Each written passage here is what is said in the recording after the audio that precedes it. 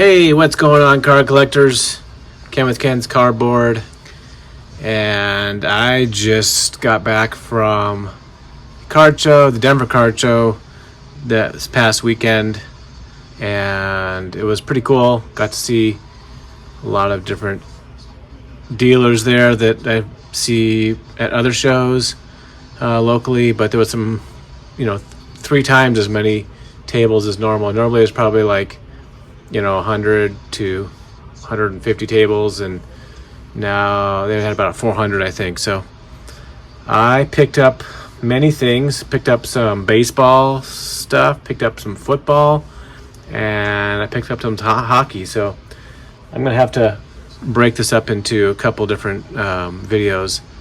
But here's some footage of the show, and there's just a lot of modern stuff mostly. There's a few hockey dealers, which was pretty cool. I think there was like 3 dealers that were selling mainly hockey cards. That was pretty cool. You don't hear about a lot of hockey going on at shows around the nation that I've seen. Also, everybody's favorite person, Jeff Wilson, was at the card show. He was roaming around making deals, shooting a lot of video. He bought a box and started ripping the box, and people were, it was, I think, something 2021 select football or something, select draft picks. I can't remember what it was exactly, but so yeah, he was doing that. There's just a lot of mostly modern cards, mostly basketball, football. Football was really hot. Everybody was looking at football cards, obviously, because football season's starting here in a week or so. And then there was some vintage there, probably like I don't know, 10 to 12 dealers or so that were dealing in vintage cards. So I was able to find a few things that I like to collect. I collect Dodgers, and I collect Pete Rose. I'm going to show a couple Mike Schmidt cards. But first off, there's a guy that was selling Perez Steels. Shout out to Mike, Baseball Collector, and Jake, Legends Never Die. But this is obviously created after Jackie Robinson passed, so you couldn't get his autograph on this. But I picked up this Perez Steel for $3, numbered out of 5,000. So that's pretty rare, right? But I thought this was pretty cool. Great moments. You had Babe Ruth, Al Kaline, Jackie Robinson, Lou Gehrig, Whitey Ford, Christy Mathewson, Roy Campanella, Walter Johnson, Hank Aaron, Cy Young, Stan Musial, and Ty Cobb. So I got that one for my Jackie collection. Pretty awesome watercolor. Maybe it was chalk. I'm not sure how that was created, but I love artwork. Got a little baseball going on in the background. Here's some of the baseball cards I picked up. Didn't go with a lot of money, but I bumped into this dealer who had he had a bunch of just not any high-end stuff, but just a lot of raw stuff. So I the Rockies just got walked off by the Reds by Jonathan India. Oh well, Rockies aren't having a great season. So he said he went up to Canada during the summers when he was a kid, and he had some O-Pee-Chee cards. So picked up this Pete Rose from 1983 O-Pee-Chee. Didn't have that for my Rose collection. It's got the backs there, say O-Pee-Chee at the bottom. So that was pretty cool. And then he had a 1978 O-Pee-Chee as well. This one's O-Pee-Chee has a lot of like rough cuts. I know it's hard to see on the camera, but the edges are kind of rough cut. And this is obviously off center, but I think I only paid like half price for these cards, so I'll take that. Let's see. Hold on.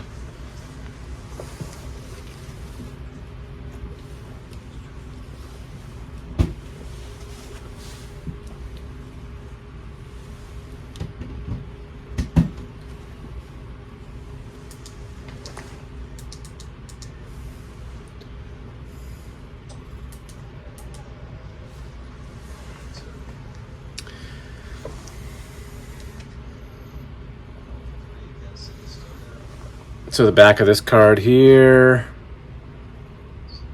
it says O-Pee-Chee, printed in Canada right there.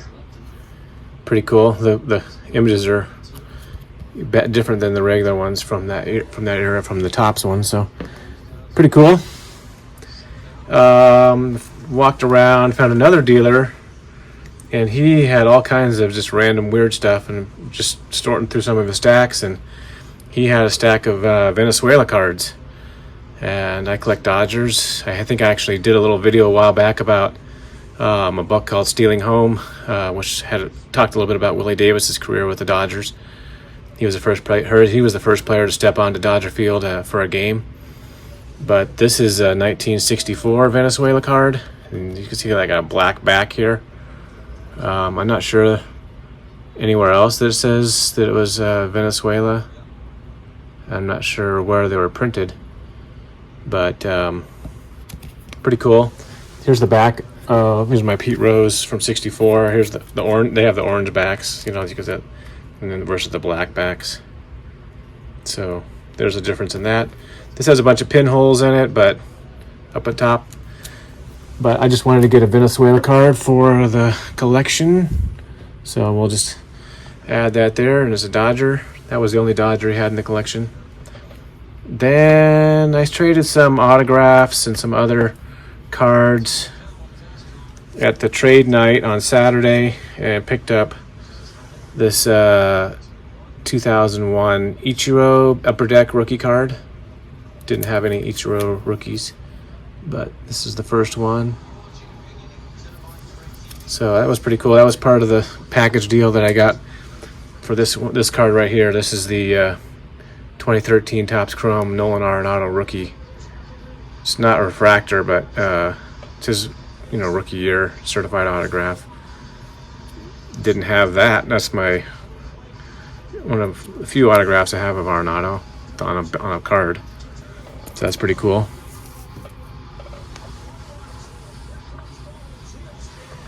Let's see. So I did pick up some vintage cards, and actually, I guess 70s are vintage as well. So picked up this from that same dealer I got the Pete Rose cards from. I got this 77 Mike Schmidt. Looked a lot cleaner than the version I had, so that's a little upgrade for me. Graded cards are, they're good if you want to resell cards, but I don't need to have graded cards in my collection. I just like the real baseball cards. I prefer. So we got the 77 Schmidt, and then I walked around multiple. One of the only 70s card I don't have is of Schmidt were 75 and the 73. I don't have his rookie card yet. So if anyone has one of those and be willing to hook me up, that would be cool. But I did pick up the 75 Schmidt. I went to multiple tables looking for this card, and I saw probably like 3 or 4 versions, and then this one dealer had 4 of them, and this is the one I picked out of that. It's a little bit off center, left to right, but what I liked about this one, it didn't have any of those fish eyes that you usually see like on his hat or a couple other places or on the card, which I really detracts from the image. So I'd rather have the off-center version, and I only paid $10 for this. I didn't pay the 15, so that was my Mike Schmidt pickups that I had. So now I just need the 73 from 70s. I have like most of the cards from the 80s on his Topps run, but haven't been looking too hard for those. I made a trade for 3 cards here. First one is, this is that trade night. I traded a 1960 Willie McCovey rookie card that was a PSA 4. So we got some Dodgers cards here. So sorry, Clint at Swing Away Sports Cards, you probably, prefer to have the Willie McCovey versus a Dodger card. But I got this 62 Dryzdale. I don't have too many 62 cards in my collection, but thought that one was pretty cool. Add that. There was a dealer there that he had just gotten a shipment of 300 cards from PSA that day, and he came in and was making deals. So I picked up on that. So here's the 61 version. And if you know something different about the 61 and the 62, not much, except a little bit on the color there. But they use the same, Topps use the same image. I don't even know if they, I don't know, the 62 is a little bit cleaner vision. They must have used a better image in printing, because it looks a little bit more clear. We can see more details on his face. But and then I also picked up this 1960 Dryzdale. I like this 60 set. That's probably my favorite set from the 60s. Love this design, the colors, the way that they play together, multiple images. So that's pretty cool. If you don't know who Don Dryzdale is, haven't heard much about him, but I'll just tell a little bit about him. His rookie season was 1956. That was the last year that Jackie played baseball. And the first 2 seasons Don Dryzdale played was in Brooklyn. Then they moved to L.A. He had a 14 season career. In 1962, he was a Cy Young winner with 25 wins and 232 strikeouts. He helped the Dodgers win the World Series in 1959, 1963, and 65. So he's got 3 rings. That's pretty good, right? He had 209 career wins, which is ranked 101st of all time pitching in the major leagues. 2,486 strikeouts, ranked 41st in that category. He also led the league in hit batters 5 times. He was 19th in all time in that. So Don Dryzdale was very intimidating on the mound. I remember reading a book about Willie Mays. He hated to get hitting against Dryzdale. And then the next day he'd have to hit against Koufax, 1-2 punch back in the 60s. And then he, in 1984, was elected to the Hall of Fame. But a little story about Koufax and Dryzdale. Back in 1965, Koufax had a great season. He was 26-8 with a 2.04 ERA and 382 strikeouts. And Dryzdale had a great season as well. He was 23-12 with a 2.77 ERA and 210 strikeouts. And they were both went to they decided they were going to hold out because they felt they should be paid more for what they were doing. And the Dodgers had success with winning World Series in 63 and 59, and so and 65. So they decided they were going to hold out in 1966 spring training, and they said either one was going to sign unless the other signed. So they finally came to an agreement with the Dodgers, and they practically doubled their salary.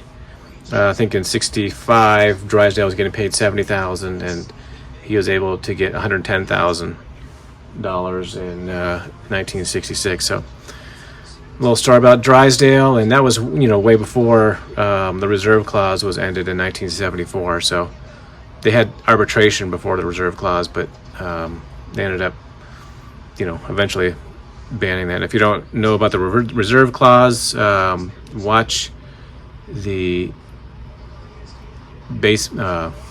documentary by I can't even think of the name of it right now. I just think it's called Baseball by Ken Burns. So just watch that documentary. You can learn a lot about the reserve clause. I'm sure there's many books you can read. So that's my baseball pickups. I'm gonna have to do another video with my other pickups, hockey and football. So thanks for watching, everybody, and have a great weekend, Labor Day weekend. Peace out.